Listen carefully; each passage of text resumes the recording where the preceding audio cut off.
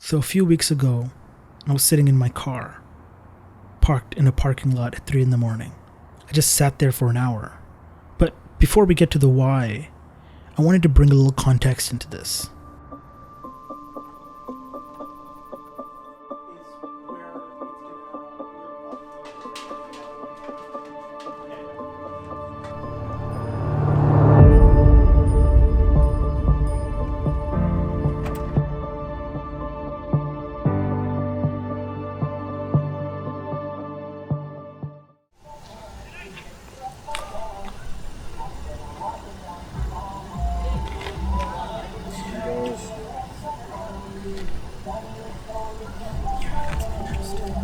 Because, like, even in Drive, they have like a reverse shot where he's looking. Like into the... the doors open, remember? No. I was making a film. Trying. We had this incredible crew and cast, this cool location.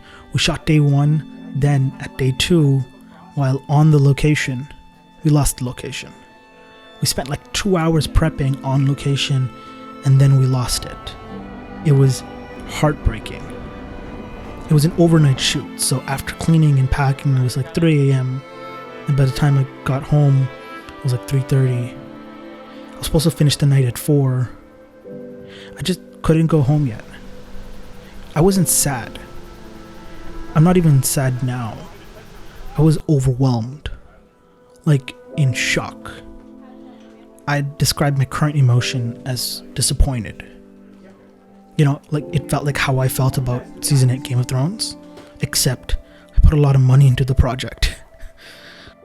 So I just parked at a parking lot around my house and just sat there, trying to process everything that happened. All the time I spent and wasted, all the promises to crew and cast undelivered. We did shoot one sequence in our day 1, but most of the film we didn't get to shoot. It took me a while to truly start thinking clearly again, and that's part of the reason why I'm doing this series.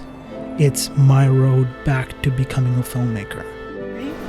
3, 2, 1, action.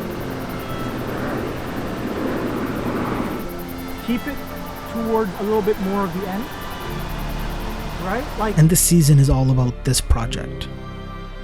You know, I was so close. I fell. But I'm climbing back step by step. The first thing is why. Why did it all crash? And how do I prevent that from happening again? You know, typically in my shorts, even when I'm a producer, I usually have a second producer, you know, that handles all the pressures of set and paperwork and management. But I thought, you know, it's a smaller project. You know, I'd be able to do it. You know, I was wrong. The project scale grew and grew, and I just didn't see it coming. There's a lot of miscommunication involved in the downfall, and I think it could have been avoided if there was someone focused strictly on it. So in order to really be able to do this project right, I need to start laying out what I need to do, and then step by step hitting my goals. You know, the first big thing is hire a good producer, and I can say that I did.